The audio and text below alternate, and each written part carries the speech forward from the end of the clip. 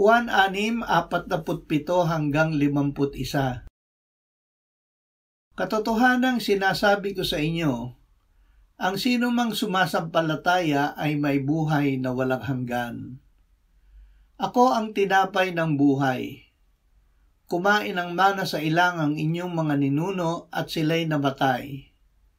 Ito ang tinapay na bumababang galing sa langit upang ang sinumang makakain nito ay hindi mamatay.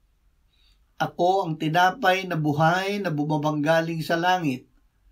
Kung ang sino man ay kumain ng tinapay na ito, siya ay mabubuhay magpakailanman, at ang tinapay na aking ibibigay sa ikabubuhay ng sanlibutan ay ang aking laman. Kainin ang mismong tinapay ng buhay. Sa simula ay ang salita, at ang salita ay kasama ng Diyos, at ang salita ay Diyos. Nasa Kanya ang buhay, at ang buhay ang ilaw ng mga tao. Ang ilaw ay lumiliwanag sa kadiliman, at ito'y hindi nagapi ng kadiliman. Naging tao ang salita at tumahang kasama namin, at nakita namin ang Kanyang kaluwalhatian gaya ng sa tanging anak ng Ama, puspos ng biyaya at katotohanan.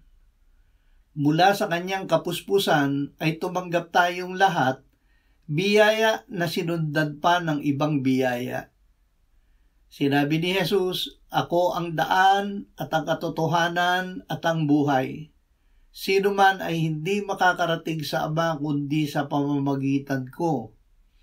Kung ako'y kilala ninyo, ay makikilala rin ninyo ang aking Ama. Mula ngayon siya'y inyong nakikilala at siya'y inyong nakita. Ako ang muling pagkabuhay at ang buhay. Ang sumasampalataya sa akin, bagamat siya'y mamatay, ay mabubuhay.